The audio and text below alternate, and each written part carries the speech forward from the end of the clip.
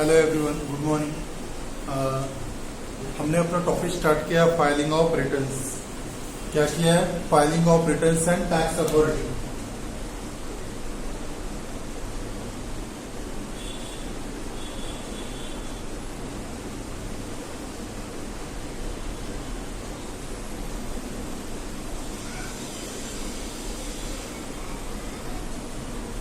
Filing of returns and tax authority, इसके बारे में हमने डिटेल्स में प्रीवियस लेक्चर्स में देखा कि फाइलिंग ऑफ रिटर्न्स क्या और उसके ऊपर टैक्स अथॉरिटी, दैट इज हमारा इनकम टैक्स अथॉरिटी कौन है।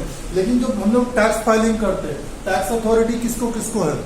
ऐसे कौन से पर्सन है जो ऑथोराइज है कि आईटीआर रिटर्न फाइलिंग के लिए इन लोग अपना रिटर्न फाइलिंग कर सकते हैं? कोई इंडिविजुअल केस में इंडिविजुअल खुद रहेगा, लेकिन टैक्स हम जब फाइलिंग करेगा तो अथॉरिटी किसके पास रहेगा? या फिर हमारा जब इनकम टैक्स फाइल करते हैं तो गवर्नमेंट की तरफ से कौन सी अथॉरिटी? गवर्नमेंट की तरफ से हमारे पास क्या था? आईटी डिपार्टमेंट था, बराबर।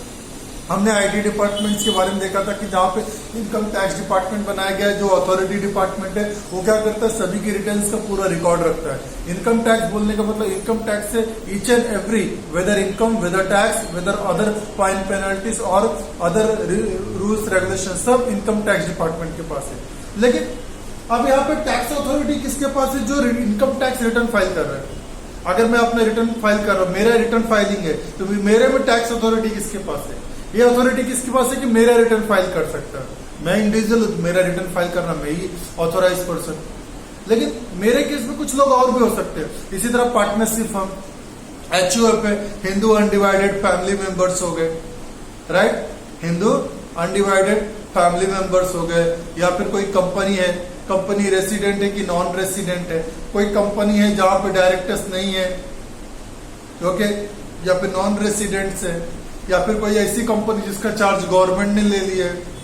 या फिर कोई कंपनी लिक्विडेट हो रही है, कोई कंपनी मर्ज हो रही है, कोई कोऑपरेटिव सोसाइटी है। समझ में आ गया? तो अलग अलग टाइप के बिजनेसेस है, तो हर उस पर टैक्स अथॉरिटी किसके पास है, उसके बारे में हम आज देख रहे हैं डिटेल्स में। Just a minute everyone.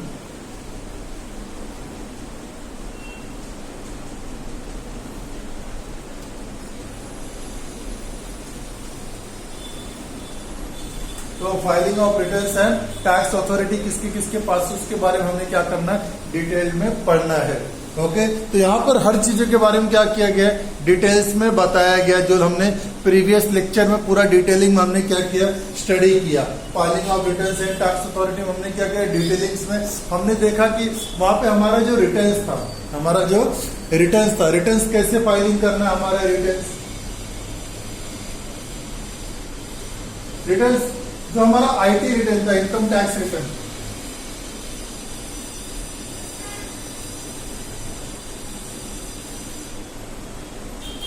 वो किसमें था? Under section 139। अंडर सेक्शन 139 में क्या दिया गया था? हमारा इनकम टैक्स रिटर्न्स के बारे में बताया गया है, जहां पर हम क्या कर सकते हैं? अपने आईटी इनकम टैक्स रिटर्न्स के बारे में हम लोग डिटेल्स में देख सकते हैं। तो आईटीआर रिटर्न फाइल करने के लिए हमने क्या किया? Income tax return under section 139 as per the income tax act. Income tax act में क्या गया? अंडर सेक्शन 139 में उन्होंने क्या किया कि हम लोग अपना आईटीआर रिटर्न किस तरह फाइल करें, उसके बारे में पूरा डिटेल्ड बताया गया। इसमें याद है आपको कि compulsory filing of returns, compulsory filing of income returns of income, तो हमने कल देखा था compulsory filing returns of income under section 139 subsection 1। Under section 139 subsection, okay, compulsory filing returns of income. तो अंडर सेक्शन 139 सबसेक्शन 1 क्या बोलता है? तो बोलता है कि if any person whether they have the taxable income और नॉन टैक्सेबल इनकम, ओके, और up to the what limited income, all the person must have to file their ITR return, that is the income tax return, that is the what? Okay, returns of income. Whatever the income arrived, okay, या फिर earned, okay, in a previous year, you have to be assessed in a assessment year and you have to be filed the returns within time. Okay, हमें क्या करना है? With in time अपना ITR returns क्या करना है? File करना है। Just minute. तो हमने compulsory filing returns of income, compulsory filing returns of income, इसके बारे में हमने डिटेल्स में देखा था कि income tax return under section 139, compulsory filing returns of income under section 139 में कि किसी भी पर्सन के पास प्रीवियस ईयर में ओके कुछ weather they have earned income और not, whether nil return, okay every person have to file their returns okay of income, whatever the income they have earned they have to be filed, whether it is taxable or non taxable. After that we seen that the okay revised returns or belated returns. Belated returns under section 139 subsection 4. Belated returns, if any persons okay whether individual partnership firm, company, cooperative society, whoever the assessee in a previous year, if they failed to file their income tax return या फिर returns of income within the what okay time period given by the income tax department. If suppose in a previous year income okay is assessment year 2023-24 okay 31st July is the what date for the person whose account is not get audited, like individual, HUF or some type of partnership firm where the account audit is not compulsory. But where the accounts get audited, okay, they have been given the time period up to what 31st October. Till the 31st October, all the companies, partnership firm or the person whose account get audited, they can file their returns up to what 31st October. 31st October is the what timeline given there. Till the 31st October they can file the return. But the individual partnership firm HUF whose account is not get audited, okay, they have to be file their return what till 31st July, okay, in the assessment year. If anyone persons on this date till the what okay the ending of the period, if they have not filed their returns, then what okay they should furnish for the what belated returns of income. They have to file belated returns. Belated means what it has been late. The return filing date, normal return filing date has been what crossed as per the compulsory filing of return under section 139 subsection 1. We have to be filed what okay belated returns of income under section 139 subsection 4. Okay, तो ये दिया गया है कि आप क्या कर सकते हो कि आप अपना नॉर्मल रिटर्न फाइलिंग जो डेट दिया गया आप उसमें फाइलिंग कर सकते हो. अगर आप प्रीवियस ईयर में लेट हो गए, अगर आप प्रीवियस ईयर में लेट हो गए कि प्रीवियस ईयर का इनकम आप असेसमेंट ईयर में टाइम पे आप बिलेटेड रिटर्न्स कर दीजिए. इसके अलावा गवर्नमेंट की तरफ से क्या आएगा, अगर बिलेटेड रिटर्न्स होता है लेट होते तो क्या होगा, आपको कुछ इंटरेस्ट और फीस पेनल्टीज के रूप में आएंगी. समझ में आ गया, वो आपको पेनल्टीज के रूप में भरना पड़ेगा for the what not furnishing the returns on time. Returns of income on time मतलब हमने इनकम टैक्स रिटर्न क्या किया, टाइम पे नहीं भरा तो हमें फीस या पेनल्टीज के रूप में पेमेंट भरने आएगा. उसके लिए भी गवर्नमेंट ने क्या रखा है, अमाउंट वाइज क्राइटेरिया रखा हुआ. अब प्रीवियस ईयर में किसी पर्सन के पास अगर लॉस है, किसी पर्सन के पास क्या लॉस है, ओके उसका पॉजिटिव इनकम नहीं हुआ, उसका निगेटिव इनकम है लॉस में. जैसे हम लोगों ने सेक्शन 70 से लेके सेक्शन 74 के बीच में देखा था कि if any person have their loss in a business they can what carry forward these losses to the okay up to subsequent number of years, okay, prescribed under section 70 to 74. Whatever the sections has been given, according to that section we can carry forward the losses, and that losses okay can be set off against the same income heads okay in a what okay next upcoming years. मतलब जो हमारे पास losses उसको हम लोग carry forward कर सकते हो. जैसे हमने लॉसेस देखा था, कैपिटल लॉस आ सकते हैं, long term capital loss, short term capital loss हो सकता है, owning and maintaining of the horse races, house properties हो सकते हैं हमारे पास, हमारे पीजीबीपी के अंडर में आ सकता है जहाँ पे डेप्रिसिएशन अंडर ऑब्जर्व रहेगा. ओके इससे कुछ रिलेटेड हमारे इनकम्स हो सकते हैं, जिस इनकम को हम लोग क्या करेगा नेक्स्ट ईयर कैरी फॉरवर्ड कर सकते हैं. लेकिन उसके लिए हमें क्या करना पड़ेगा, लॉस जो हमारा हुआ है उस लॉस का रिटर्न फाइलिंग करना पड़ेगा. उसके लिए क्या दिया गया, returns for losses, returns of losses under section 139 subsection 3। Under section 139 subsection 3 में बताया गया अगर किसी पर्सन के पास प्रीवियस ईयर में लॉस है तो अपना आईटीआर रिटर्न किसमें फाइल करेगा? ओके 130 सेक्शन 139 सबसेक्शन 3 के अंडर में रिटर्न्स फॉर लॉसेस नाम है उस रिटर्न्स का। इसके अंदर वो अपने लॉसेस का रिटर्न क्या कर सकता है? फर्निश कर सकता है। उसके लिए पूरा डॉक्यूमेंटेशन प्रॉपर उसके पास होना चाहिए परफेक्शन से। ओके ये तो आप समझ गए पूरी तरह अच्छे से। ओके तो compulsory filing of returns under section 139 subsection 1, उसके बाद belated return under section 139 subsection 4, then returns of losses under section 139 subsection 3। उसके बाद अच्छा चलो किसी ने रिटर्न फाइलिंग किया या फिर बिलेटेड रिटर्न फाइलिंग किया, फिर loss of okay returns of losses filing किया, लेकिन क्या हो गया रिटर्न्स फाइलिंग करते समय उसने जो डेटा उसमें दिया वो डेटा कहीं ना कहीं क्या हो गया? गलत हो गया। वो डेटा कहीं ना कहीं क्या हो गया? गलत हो गया। या फिर कोई इंफॉर्मेशन कोई चीज है वो गलत हो गई, कोई इंफॉर्मेशन या फिर कोई चीज है वो गलत हो गई।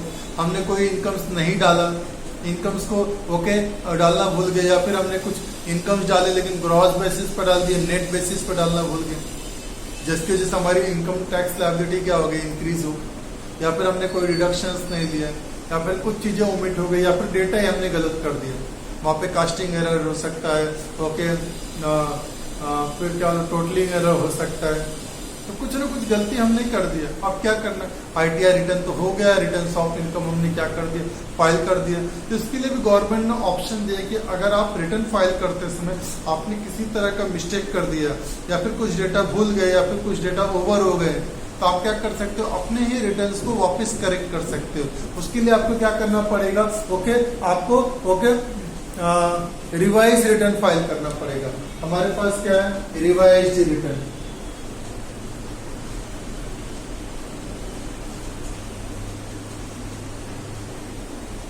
Under section 139 subsection 5, under section 139 subsection 5 के अंडर में हम लोग क्या कर सकते हैं? हम लोग रिटर्न रिवाइज रिटर्न फाइल कर सकते हैं। रिवाइज रिटर्न जब भी हम लोग फाइल करेंगे तो उसमें क्या होगा कि हमने जो गलतियां की या फिर हमारे जो डेटा मिस हो गए या फिर हमने डेटा परफेक्टली रिटर्न से प्रॉपरली नहीं दिया था उसको आप यहाँ करेक्ट कर सकते हो। रिवाइज रिटर्न भी एक ही बार रहेगा।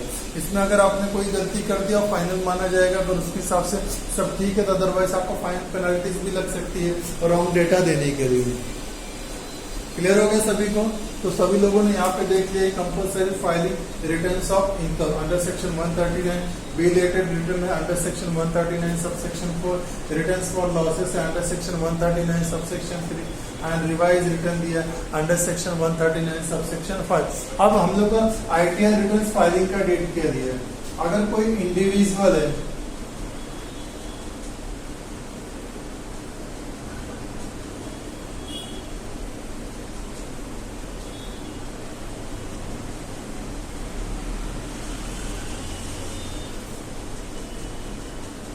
हमारा क्या दिया गया है? रिटर्न फाइलिंग डेट दिया गया है कि हम लोग किस दिन अपना रिटर्न फाइल कर सकते हैं, कैसे फाइल कर सकते हैं।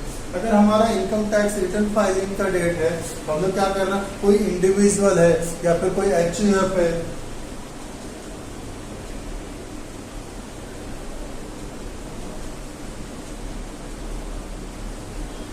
कोई इंडिविजुअल है, कोई एचयूएफ या फिर कोई फर्म जिसका अकाउंट ऑडिट नहीं हो रहा है तो लोग क्या डेट दिया गया? 31 जुलाई। जो हमारा असेसमेंट ईयर रहेगा, हमारा जो असेसमेंट ईयर रहेगा उस असेसमेंट ईयर में हमें क्या करना है? 31 जुलाई तक हमें अपना पेमेंट कर देना। अगर हमने 31 जुलाई तक हमने पेमेंट कर दिया ओके, या फिर हमने अपना आईटीआर रिटर्न फर्निश कर दिया ओके, तो हमारा डिटेल्स क्या हो जाएगा? यहाँ पे परफेक्ट माना जाएगा। ओके हमने क्या कर दिया? हमने टाइम पे कर दिया। अगर हम 31 जुलाई तक इंडिविजुअल या फिर कोई हफ है, अगर इन्होंने अपना रिटर्न टाइम पर नहीं फाइल कर पाए तो इन लोग क्या करेंगे? बिलेटेड रिटर्न करेंगे। या फिर इन लोगों ने रिटर्न फाइलिंग किया, उस रिटर्न फाइलिंग में कोई भी गड़बड़ हो गई तो return for sorry revise return file कर सकते हैं। या फिर अगर किसी पर्सन के पास, कुछ लोगों के पास, कंपनीज के पास अगर लॉसेस है तो लॉसेस के लिए कौन सा रिटर्न है, return for losses under section 139 sub section 3 के अंडर में क्या है, उनके पास लॉसेस का रिटर्न है, जो लॉसेस के रिटर्न को लोग क्या कर सकते हैं, फाइल कर सकते हैं। अब हम लोग बात करते हैं कंपनी, फर्म, ओके, जिसका अकाउंट्स क्या होता है, ऑडिट होगा। कोई कंपनी है, कोई फर्म है जिसका अकाउंट क्या होगा, ऑडिट होगा। यहाँ पे कोई कंपनी हो गई, कोई फर्म हो गया, या फिर कोई इंडिविजुअल जिसका अकाउंट्स क्या हो रहा है, ऑडिट होगा। कोई कंपनी, फर्म या इंडिविजुअल जिसका अकाउंट ऑडिट होता है, उनके लिए क्या है, 31 अक्टूबर है असेसमेंट ईयर में। असेसमेंट ईयर में हम लोग क्या कर सकते हैं, 31 अक्टूबर तक अपना रिटर्न हम लोग क्या कर सकते हैं, फाइलिंग कर सकते हैं। तो 31 अक्टूबर तक उनको रिटर्न फाइलिंग का डेट दिया गया है।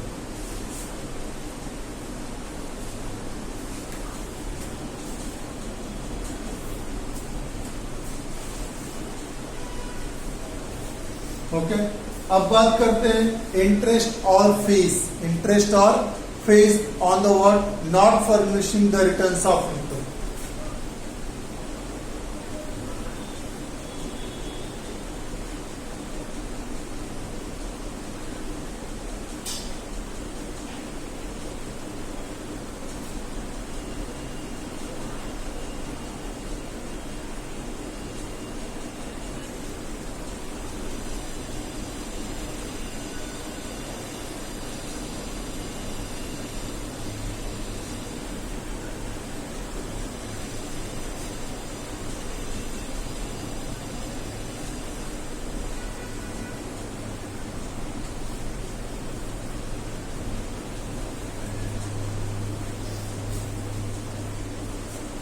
हमारा अंडर सेक्शन 139 क्या बोलता है, हमारा अंडर सेक्शन 139 क्या होता है, अंडर सेक्शन 139 बोलता है अगर किसी पर्सन ने, उसने क्या कर दिया कि अपना ओके इंटरेस्ट और fees for not furnishing returns of income, अगर किसी पर्सन ने अपना इनकम टैक्स रिटर्न फाइल ही नहीं किया, अंडर सेक्शन 139 ओके ए, अंडर सेक्शन 139 ओके सॉरी 139 के अंडर में ये इंटरेस्ट और fees for not furnishing returns of income, अगर किसी पर्सन ने अपना इनकम टैक्स रिटर्न फाइलिंग नहीं किया टाइम पे, उसे क्या लगेगा, इंटरेस्ट लगेगा और फीस लगेगा। सबसे पहले इंटरेस्ट के बारे में बात करते हैं।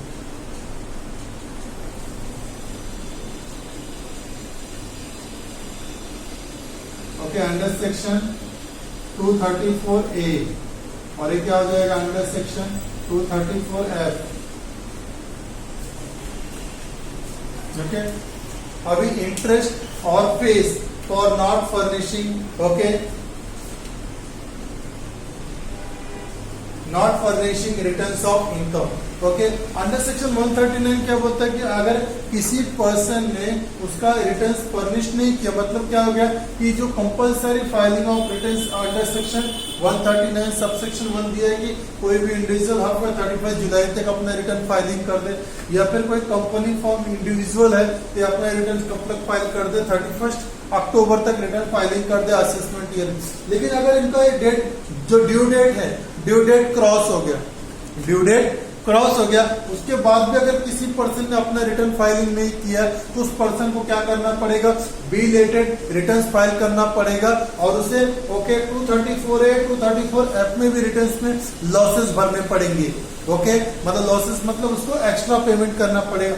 सबसे पहले उसे क्या भरना पड़ेगा, इंटरेस्ट पेमेंट करना पड़ेगा अंडर सेक्शन 234A, और दूसरा क्या, उसे late fee okay late fees लगेगा कि आपने रिटर्न फाइलिंग नहीं किया, लेट फीस भरिए, और आपका जो भी टैक्स लायबिलिटी आएगा उसके ऊपर क्या रहेगा, इंटरेस्ट लगेगा आपको। अगर किसी ने चलो मान भाई उसका नील रिटर्न है, उसका इनकम ही नहीं, या फिर इनकम नॉट टैक्सेबल कैटेगरीज में आ रहा है तो पर्सन क्या भरेगा, फीस। और जिसका दोनों आ रहा है कि टैक्सेबल इनकम भी है तो भाई आपको इंटरेस्ट और फीस दोनों लग जाएगा इसके ऊपर।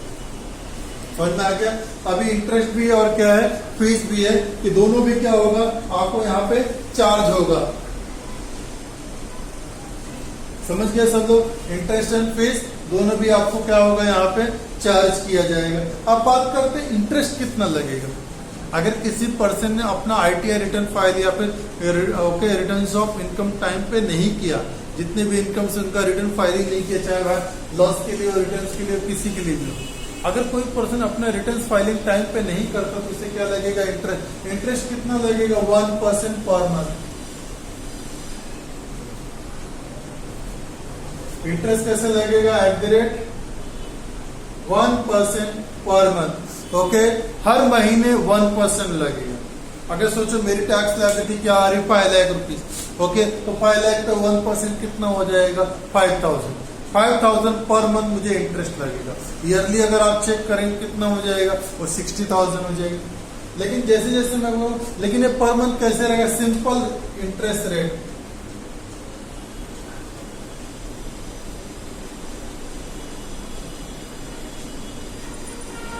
ओके, 1 मंथ इंटरेस्ट लगेगा, लेकिन कैसे लगेगा? सिंपल इंटरेस्ट रेट के हिसाब से लगेगा। यहाँ पे समझ गए आप लोग सब लोग? अगर किसी पर्सन ने अपने टाइम पे रिटर्न फाइल नहीं किया तो उसे कौन सा रिटर्न फाइल करना पड़ेगा? बिलेटेड रिटर्न फाइलिंग करना पड़ेगा। तो बिलेटेड रिटर्न जिस दिन फाइल होगा तो वहां से देखा जाएगा कि ड्यू डेट क्या थी और आपने रिटर्न्स का भी फाइल किया, उसके बीच में जो पीरियड आएगा उस पीरियड के हिसाब से क्या लगेगा? इंटरेस्ट लगेगा। इंटरेस्ट कैसा? मंथली है। Okay, simple rate of interest के हिसाब से, मतलब जो आपका प्रिंसिपल, जो main amount of the tax रहेगा उसी के ऊपर क्या लगेगा? आपका रिटर्न फाइलिंग, रिटर्न्स लगना चालू होगा। समझ में आ गया? और रिटर्न्स के हिसाब से इंटरेस्ट लगेगा। ऐसा नहीं कि चलो भाई अभी जैसे मैंने 2 महीने लैप्स किया तो पहले महीने का 1% इंटरेस्ट हो गया, मेरा टैक्स लायबिलिटी क्या था? 5 लाख। 5 लाख का 1% 5 लाख, सॉरी 5000। जब नेक्स्ट मंथ आएगा तो मेरा टोटल ड्यू कितना हो गया? 5 लाख टैक्स प्लस 5000 इंटरेस्ट, तो 5 लाख 5000। इसके ऊपर 1% नहीं। ओके, हमारा किसके ऊपर लगेगा? 5 लाख पे लगेगा। और that is what? Simple interest rate लगेगा आपको। समझ गए आप? कितना लगेगा? 1% पर मंथ लगेगा, सिंपल रेट ऑफ इंटरेस्ट। समझ में आ गया? ओके, कब तक लगेगा? जितना पीरियड तक हमने रिटर्न फाइलिंग फर्निश्ड नहीं किया है प्रॉपरली, हमें वो डेट बराबर ध्यान में रखनी है। क्लियर हो गया आप लोगों को? अब आ गया अंडर सेक्शन 234F। अब इसके अंदर क्या आ गया? फीस। हमारा इनकम टैक्स डिपार्टमेंट क्या बोलता है कि अगर हमने अपना रिटर्न ऑफ इनकम फर्निश्ड नहीं किया टाइम पे, हमें इंटरेस्ट और फीस लगेगा। इंटरेस्ट तो समझ गया अंडर सेक्शन 234 है। अभी फीस क्या बोला अंडर सेक्शन 234 में? ये बोल रहा है कि अगर किसी पर्सन ने या फिर किसी कंपनी ने रिटर्न फाइलिंग नहीं किया तो उसे फीस कितना लगेगा? 5000। कितना लगेगा? 5000 टिल 31 दिसंबर। अगर उसने 31 दिसंबर तक अपना ITR या इनकम टैक्स रिटर्न फाइलिंग नहीं किया तो कितना लगेगा? ₹5000। और अदर अमाउंट रहेगा वो कितना हो जाएगा? ₹10,000। अगर 31 दिसंबर के बाद भी आपने ITR रिटर्न फाइलिंग नहीं किया तो आपको कितना फीस चार्ज होगा? ओके, 10,000 रुपया फीस चार्ज हो जाएगा आपको। क्लियर हो गया? इंटरेस्ट क्या था हमारा? 1%। फीस कितना है? 5000 टिल 31 दिसंबर तक अगर आपने रिटर्न फाइल कर दिया तो 5000 आपको एज अ फीस लगेगा, लेट फी। अगर आपने 31 दिसंबर के बाद अपना बिलेटेड रिटर्न फाइल किया तो आपको 10,000 रुपीज इंटरेस्ट फीस लगेगा, लेट फी, अंडर सेक्शन 230। लेकिन यहाँ पे इनकम टैक्स डिपार्टमेंट ने कुछ अलग क्वेश्चंस भी दिए हैं जहाँ पे उन्होंने बहुत सारी चीजें बहुत बारीकी से बताई। उन्होंने बोला अगर किसी पर्सन का जो टैक्सेबल इनकम है अगर 5 लाख रुपीज से कम है, अगर टैक्सेबल इनकम क्या है? 5 लाख रुपीज से कम है, तो आप जब ITR रिटर्न फाइलिंग करेंगे तो ओके बिलेटेड का तो आपको 1000 रुपीज से ज्यादा फीस नहीं लग सकता। ओके, यहां आएगा not more than.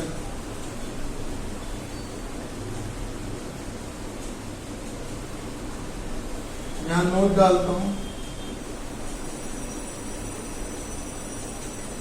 Not more than. Okay, यहां पे नोट क्या डाला मैंने? Not more than ₹1000। Okay, for whose taxable income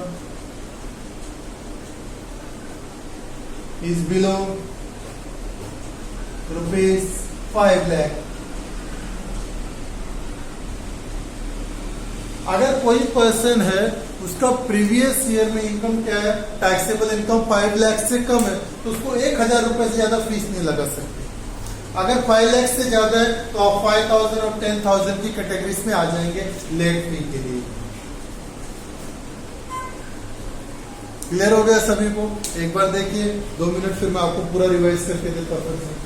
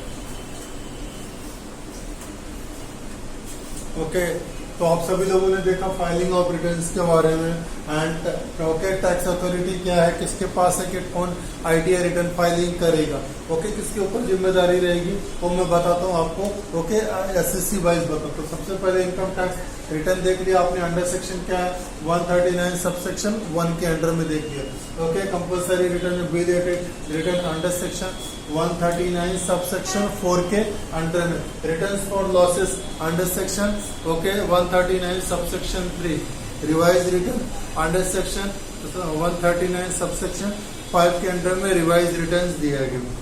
इसके अलावा हम लोगों ने देखा कि रिटर्न फाइलिंग डेट्स के हमारे पास कोई इंडिविजुअल या फिर कोई हफ है तो क्या है 31 जुलाई दिया गया। अगर कोई कंपनी है, कोई फर्म है, कोई इंडिविजुअल है जिसका अकाउंट ऑडिट हो रहा है तो क्या हो जाएगा वो 31 अक्टूबर असेसमेंट ईयर में इनको डेट दिया गया है कि इन लोग इस डेट तक अपना आईटीआर रिटर्न इसको क्या कर सकते हैं, लोग फाइल कर सकते हैं। उसके बाद interest fees for the not furnishing returns of income. अगर कोई इंडिविजुअल से, कोई कंपनी है, ओके, कोई भी पर्सन से जो क्या कर रहा है अपने रिटर्न्स को क्या कर रहा है फाइलिंग नहीं कर रहा है ड्यू डेट तक, तो वैसे पर्सन को क्या लगेगा इंटरेस्ट नहीं तो लेट फी लगेगा अंडर सेक्शन 234। ओके, तो एआरएफ में दिया गया है कि उसको अपना आईटीआर रिटर्न फाइल का अंडर सेक्शन के अंडर में उसे इंटरेस्ट नहीं तो क्या करना पड़ेगा, उसे इंटरेस्ट नहीं तो लेट फी पे करना पड़ेगा। इंटरेस्ट कितना है, सिंपल रेट ऑफ इंटरेस्ट के सबसे 1% पर मंथ है। अगर फीस कितना है, ओके, उसने क्या बोला 5,000 है, अगर टिल 31 दिसंबर तक उसने बिलेटेड रिटर्न फाइल कर दिया। अगर 3 मंथ के अंदर that is what October to December हो जाएगा, या फिर दिसंबर के बाद वो करता है तो उसके लिए कितना हो जाएगा 10,000 हो जाएगा। लेकिन ये अमाउंट किसके लिए, जिसका 5 लाख से ज्यादा टैक्सेबल इनकम है प्रीवियस ईयर में। अगर कोई पर्सन है जिसका प्रीवियस ईयर में इनकम क्या है, ओके, जिसका प्रीवियस ईयर में इनकम क्या है 5 लाख रुपीज से कम है, टैक्सेबल इनकम 5 लाख रुपीज से कम है, तो ऐसे पर्सन को 1,000 से ज्यादा फीस नहीं लगा सकते, उसको 1,000 से ज्यादा लेट फीस नहीं लगेगा। इस चीजों का बात हमें बहुत बारीकी से ध्यान में रखना है। क्लियर हो गया सब लोग? ओके, इनकम टैक्स रिटर्न बताया under section 139 compulsory filing returns of income, ये समझ गए आप सभी लोग। इसके अलावा अदर प्रोविजंस मैंने बताया था, क्या बताया था, अदर प्रोविजंस के बारे में।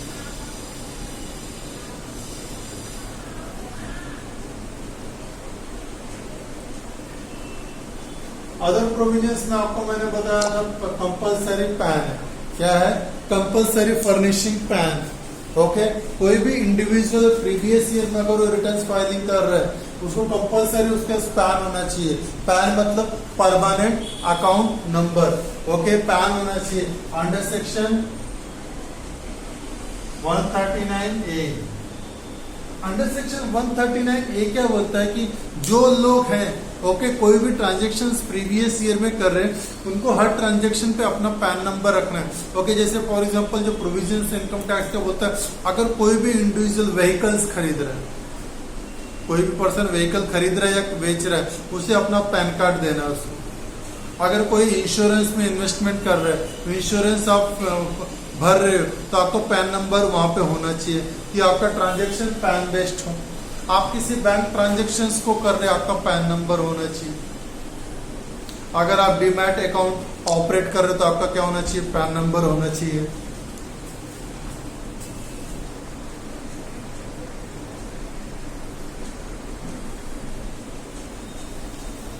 तो क्या आपका क्या होना चाहिए, पैन नंबर होना चाहिए। अगर पैन नंबर नहीं है तो क्या हो जाएगा, ओके, आप अपना रिटर्न फाइलिंग नहीं कर सकते हो टाइम पे।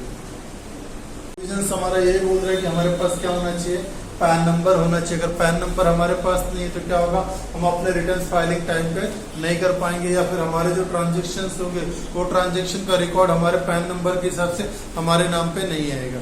हमको क्या, कोई व्हीकल खरीद रहे, परचेज कर रहे तो ये करना पड़ेगा। हम कोई बिजनेस कैरिड आउट कर रहे तो हमें रखना पड़ेगा। हम कोई इन्वेस्टमेंट कर रहे, कहीं इंटरेस्ट पेमेंट ले रहे, कोई ट्रांजेक्शन्स कर रहे, वहां पे हमारा पैन नंबर होना चाहिए। तो LIC है, चाहे हम मेडिक्लेम इंश्योरेंस ले रहे, चाहे हम कोई पॉलिसी ले रहे हैं, राइट, कोई हम लोग यूरोप में इन्वेस्टमेंट कर रहे हैं, म्यूचुअल फंड में इन्वेस्टमेंट कर रहे हैं, तो हमारे पास क्या होना चाहिए, हमारे पास हमारा पैन नंबर होना चाहिए। अगर विदाउट पैन नंबर हम करते हैं तो ट्रांजेक्शन क्या होगा, वैलिड नहीं माना जाएगा। पैन नंबर हमें वहां फर्निश करना। हम कोई प्रॉपर्टी परचेज या सेल कर रहे हैं, हमको क्या करना है, पैन नंबर रखना है। हम कोई RBI से ट्रांजेक्शन हमारा रिलेट कर रहा है तो हमें पैन नंबर होना चाहिए।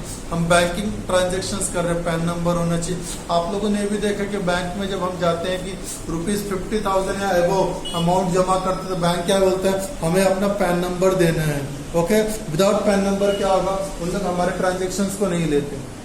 गवर्नमेंट ने बोला 50,000 एबव, कुछ बैंक ऐसे जहाँ पे 25,000 एबव भी देते तो भी आपसे पैन नंबर मांगते हैं। ओके, तो पैन डिटेल क्या हो जाता है, हमारा कंपलसरी है कि पैन बेस्ड ही हमारा पूरा इनकम क्या होता है, रिकॉर्ड्स होता है। तो पैन क्या है, कंपलसरी है मैक्स टू मैक्स ट्रांजेक्शन। चाहे आप प्रॉपर्टी से डीलिंग कर रहे हो या फिर कोई आप इनकम जनरेट कर रहे हो, हर जगह आपको क्या चाहिए, पैन नंबर चाहिए। विदाउट पैन नंबर आपको कोई भी ट्रांजेक्शन नहीं रहेगा। उसके बाद है कोटिंग ऑफ आधार। क्या था, quoting of Aadhaar. Okay, pan number furnish तो करना है हमें मैक्सिमम ट्रांजेक्शन्स में सभी जगह पे। उसके बाद है कोटिंग ऑफ आधार। आधार हमें क्या करना है, अपडेट। ओके, हर जगह हमें अभी आधार को भी अपडेट रखना है, हमेशा आधार को भी रखना है as per under section 139AA। Okay, 139A में पैन था, 139AA पे क्या है, कोटिंग ऑफ आधार है। ये क्या बोलता है कि 1 जनवरी 2017 के हिसाब से हमें क्या करना है कि हमें अपना आधार, ओके, आधार नंबर भी क्या करना है, पैन से लिंक करके रखना है। क्योंकि बहुत जगह ट्रांजेक्शन्स क्या हो रहे हैं, आधार के बेसिस पे भी हो रहे हैं। ओके, और पैन तो कंपलसरी किया गया है, लेकिन गवर्नमेंट ने क्या किया, आधार को भी एक वैलिड प्रूफ बोल दिया गया है, लोगों का एक आइडेंटिटी की तरफ है। तो भी आधार क्या हो गया, आधार और पैन लिंक किया जा रहा है, क्योंकि आधार बेस्ड ही सारे ट्रांजेक्शन्स आजकल चल रहे हैं। तो आप पैन और आधार को क्या कर दिया गया है, लिंक कर दिया गया है कि आधार को मैंडेटरी कर दिया गया। कभी से किया, 1 जनवरी 2017 से। इसके लिए आपने देखा रहेगा 2021 में 22 में क्या कर दिया गया, कंपलसरी आपको आधार को लिंक करना ही है पैन से। अगर आप लिंक नहीं करते तो आपको 1000 rupees as a penalties, okay, penalties के रूप में, फीस के रूप में भरना पड़ेगा कि not linking the Aadhaar with the pan. और आधार और पैन पे आपके सारे डेटा सेम होने चाहिए। समझ में आ गया, हमारा आधार फिंगर बेस्ड है, जहाँ पर क्या होगा, हमारे बायोमेट्रिक लिए गए हैं। बायोमेट्रिक के आधार पे क्या हो रहा है कि हमारे इस डेटा को फर्निश किया जाता है इसके लिए। उसके बाद है assessment. Okay, file. Okay, returns of income preparations. Submission of income tax return preparations.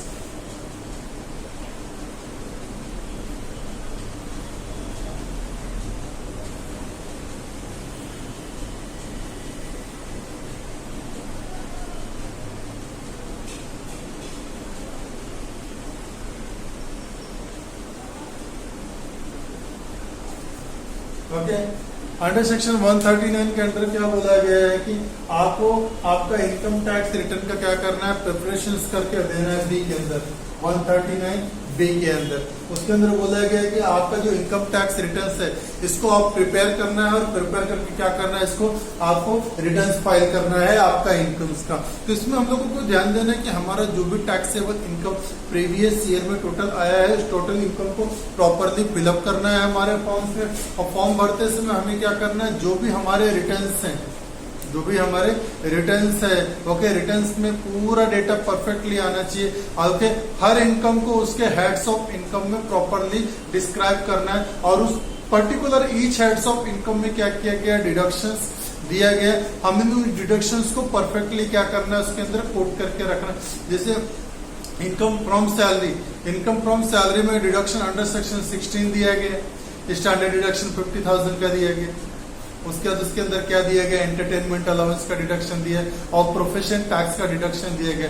Income from house properties में देखो तो deduction under section 24A and 24B के रूप में दिया, जहाँ 24A में 30% स्टैंडर्ड डिडक्शन है of NAV net annual value का, और 24B अंडर सेक्शन 24B में क्या दिया, interest paid on the what, okay, loan taken for the what, construction और acquisition of the house property, उसके अंदर दिया।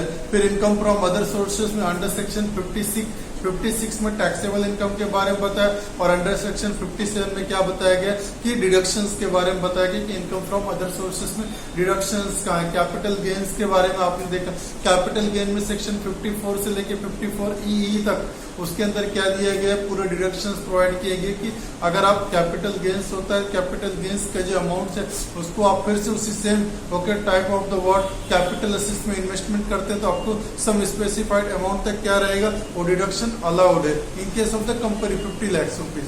और बाकी अदर केसेस में उसके बारे में कोई भी डिडक्शंस के लिए कोई लिमिट नहीं दिया, आप जितना भी इन्वेस्ट कर दो तो कैपिटल गेन आपका नील तक हो जाएगा।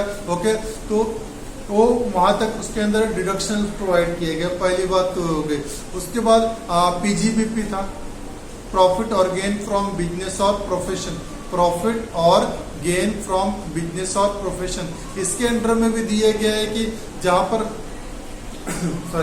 जहां पर क्या हो रहा है कि हमारे इनकम्स बिजनेस के हैं डिराइव्स हो रहे हैं, उसमें डिडक्शंस दिया गया। तो सेक्शन 137 से लेके सेक्शन 142B तक दिया गया था कि वहां पर क्या क्या डिडक्शंस एज ओके अलाउड है। अंडर सेक्शन 35AD में भी देखा था, जहाँ पे रिसर्च एंड डेवलपमेंट से रिलेटेड एक्सपेंसेस के बारे में बताया गया था कि साइंटिफिक रिसर्च में अगर हम करते हैं तो हमें पर्टिकुलर अमाउंट तक क्या रहेगा, हमारा अमाउंट एग्जेम्प्ट माना जाएगा।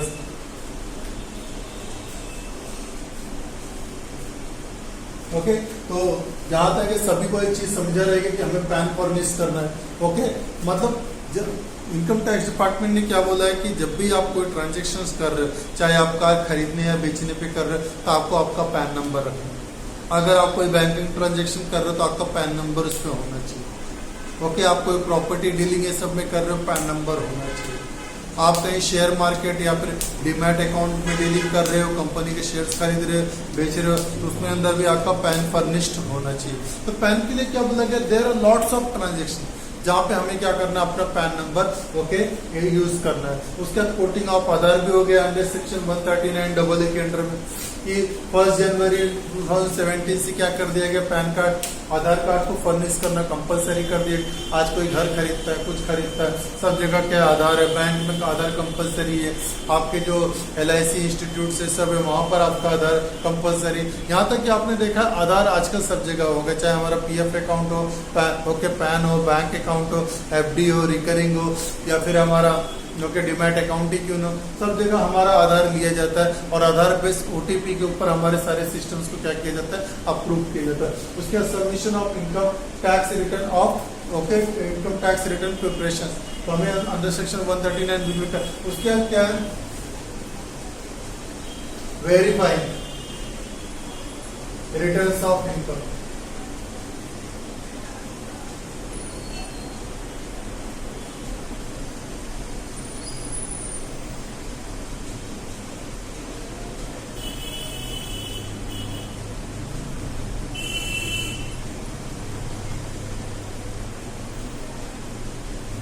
Verifying returns of income under section क्या 140। अंडर सेक्शन 140 में क्या बोला गया है कि जो भी हम आईटीआर रिटर्न्स फाइलिंग कर रहे हैं उससे हम लोग क्या करना है, वेरीफाई करना है। ओके, मतलब जो भी रिटर्न्स फाइलिंग रहेगी वो डेटा क्या होना चाहिए, परफेक्ट होना चाहिए।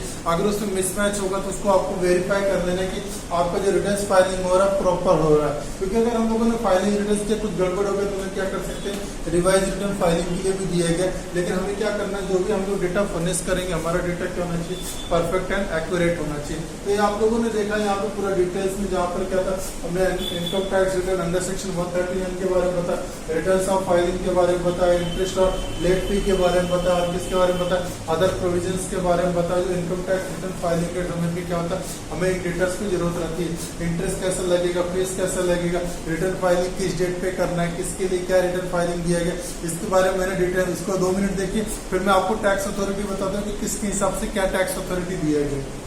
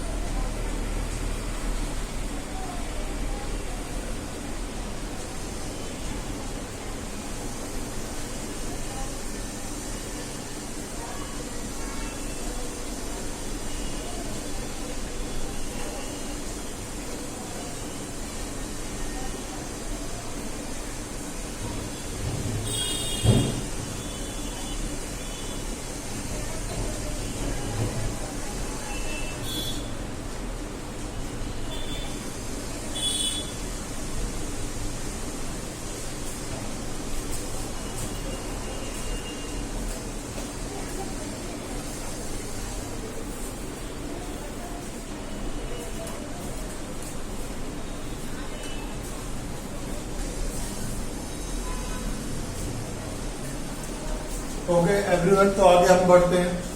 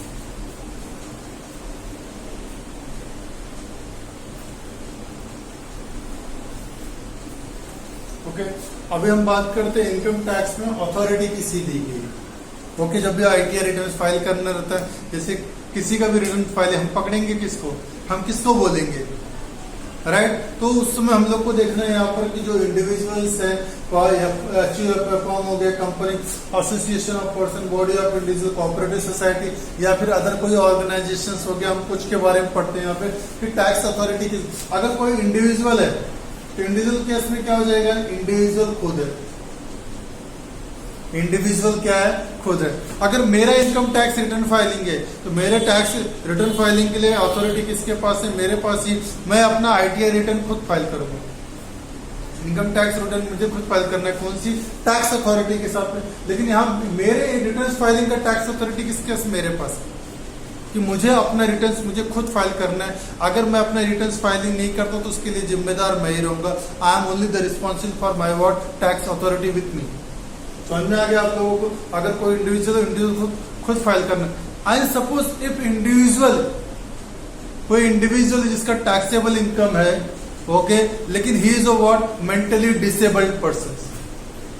अगर कोई इंडिविजुअल है लेकिन वो क्या है, मेंटली डिसेबल है, तो उस केस में उसका आईटीआर रिटर्न फाइलिंग किसके साथ रहेगा, उस केस में उसका वो जो इंडिविजुअल्स है उसका आईटीआर रिटर्न फाइलिंग किसके पास रहेगा, कौन सा पर्सन जो रहेगा जो उसके लिए रिस्पॉन्सिबल रहेगा, कौन सा पर्सन रहेगा जो उसके लिए क्या रहेगा, उस चीज के लिए रिस्पॉन्सिबल पर्सन रहेगा, वो हमें देखना है इंडिविजुअल्स के लिए। तो उसके लिए जो कौन रहेगा, क्या, जो पर्सन उसके साथ में उसका गार्जियन हम लोग बोल सकते हैं, ओके, उसका जो भी क्या रहेगा, जो उसका गार्जियन रहेगा, जिसके अंडर में उस, ओके, क्या बोल सकते हैं हम लोग की, जो पर्सन जो अनसाउंड माइंड पर्सन हो चुका है, ओके, या फिर मेंटली डिसऑर्डर्स में है, ओके, उस पर्सन का जो भी गार्जियन रहेगा उस समय उस टैक्स अथॉरिटी उसको दी गई रहती है कि वो उसका रिटर्न फाइल फर्निश करेगा।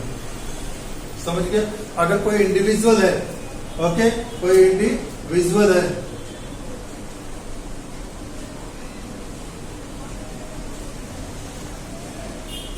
अगर कोई इंडिविजुअल है तो उसका इनकम टैक्स रिटर्न फाइलिंग कौन करेगा, ओके, कौन उसके लिए रिस्पॉन्सिबल रहेगा। अगर इंडिविजुअल, ओके, परफेक्ट है, ओके, साउंड माइंड पर्सन है, तो क्या करेगा, अपना रिटर्न खुद ही फाइल करेगा, टैक्स अथॉरिटी उसको दी गई। लेकिन अगर कोई गार्जियन है किसी का, ओके, गार्जियन किसका रहेगा, अगर कोई अनसाउंड इंडिविजुअल है या इंडिविजुअल कोई मेंटली डिसऑर्डर्स में है या फिर कुछ अदर केसेस है जहाँ पे इंडिविजुअल हिमसेल्फ नहीं हो सकता, वहां पर उसका जो गार्जियन रहेगा या फिर कोई रिस्पॉन्सिबल पर्सन रहेगा, स्पाउस हो सकते हैं, ओके, वो क्या करेंगे, उस इंडिविजुअल्स का रिटर्न फाइलिंग करने के लिए क्या, टैक्स अथॉरिटी उसके पास रहेगी।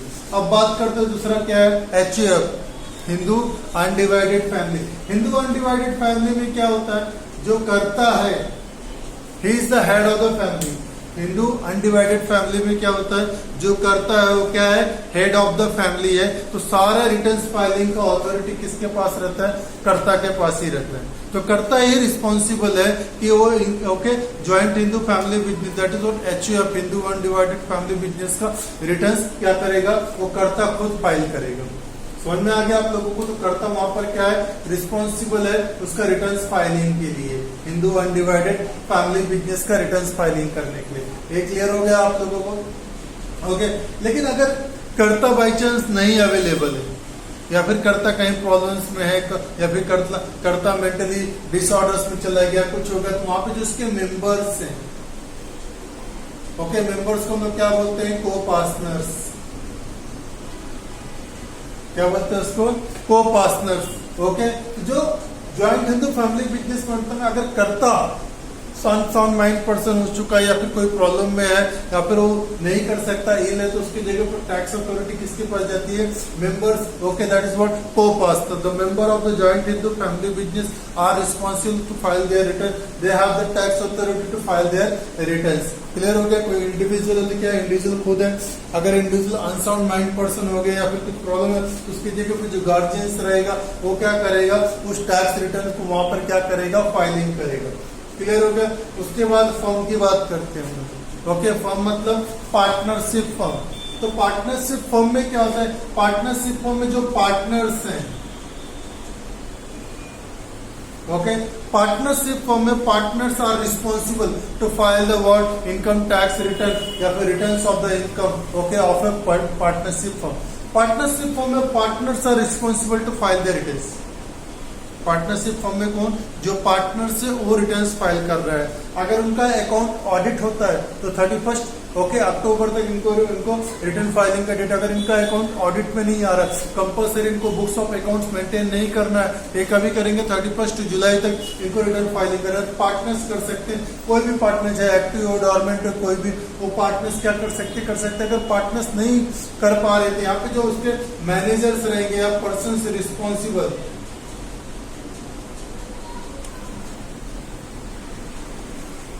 या फिर फर्म में क्या हो जाएगा, जो पर्सन रिस्पॉन्सिबल रहेंगे वो क्या करेंगे, पार्टनरशिप फर्म का टैक्स अथॉरिटी लेंगे, उनका आईटीआर रिटर्न्स फाइल है, टैक्स के बारे में पूरा डिटेल जो फर्निश किया गया है वो उसके पार्टनर्स या फिर पर्सन जो रिस्पॉन्सिबल रहेगा उस पार्टनरशिप फर्म को देखने के लिए, वो पर्सन के ऊपर उसकी जिम्मेदारी रहेगी। क्लियर हो गया।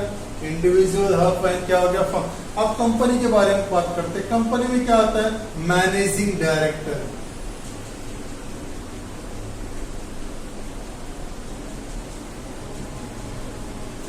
अगर कोई कंपनी है, अगर कंपनी क्या है, रेसिडेंट है, क्या है, अगर कोई कंपनी रेसिडेंट है, अगर कोई कंपनी रेसिडेंट है तो उसका टैक्स अथॉरिटी किसके पास है, ओके, टैक्स अथॉरिटी है the managing director of the company. उस कंपनी के मैनेजिंग डायरेक्टर के पास टैक्स अथॉरिटी दिया गया।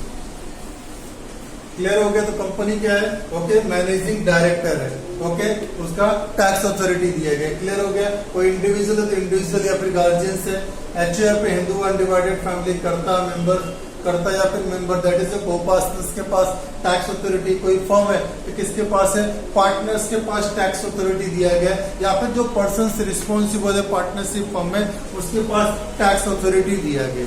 समझ में आ गया आप लोग। उसके बाद है क्या, कंपनी है, ओके। कंपनी में क्या है, कंपनी में अगर कंपनी रेसिडेंट इंडिया की कंपनी, होम कंपनी, तो उसके जो मैनेजिंग डायरेक्टर है वो उसके आईटीआर रिटर्न्स या फिर टैक्स अथॉरिटी उनके पास है। अगर कोई कंपनी नॉन रेसिडेंट है, कंपनी कोई नॉन रेसिडेंट है, तो जो रिस्पॉन्सिबल पर्सन या फिर जो मैनेजर्स हैं, जो क्या है, मैनेजर्स हैं, इन लोग क्या है, रिस्पॉन्सिबल पर्सन है। अगर कोई कंपनी ओके और रेसिडेंट नहीं है, बाहर की है, तो मैनेजिंग डायरेक्टर्स हैं। या फिर कोई कंपनी है जिसका क्या डायरेक्टर्स यहाँ नहीं, मैनेजर है, ओके। अब ये कंपनी क्या है, इस कंपनी को हम लोग लिक्विडेट कर रहे हैं। अगर लिक्विडेट कर रहे हैं कंपनी में तो लिक्विडेटर, अगर कोई कंपनी लिक्विडेट कर रहा है तो उसका क्या, लिक्विडेटर। या फिर कोई कंपनी मर्ज कर रहे हैं तो उसमें भी क्या आ जाएंगे, जो लिक्विडेटर ऑफ द कंपनी है उनके पास एक अथॉरिटी, टैक्स अथॉरिटी उनके पास रहती है। वो पर्सन ऑथोराइज है उस कंपनी क्या, ऑथोराइज रिटर्न्स फाइलिंग करने के लिए। या फिर सोचो अगर कंपनी को टेक ओवर कर दिया, फिर गवर्नमेंट ने अपने कब्जे में ले लिया, कोई स्टेट गवर्नमेंट या फिर सेंट्रल गवर्नमेंट, तो उसका जो प्रिंसिपल ऑफिसर रहेगा, प्रिंसिपल ऑफिसर, जो उसका प्रिंसिपल ऑफिसर्स रहेगा उन लोग क्या होंगे, उसके लिए रिस्पॉन्सिबल रहेंगे, उसको आईटीआर रिटर्न्स फाइलिंग या फिर उसकी टैक्स अथॉरिटी के लिए। तो कंपनी में समझा, अगर कोई कंपनी रेसिडेंट है तो कौन, मैनेजिंग डायरेक्टर हो गए।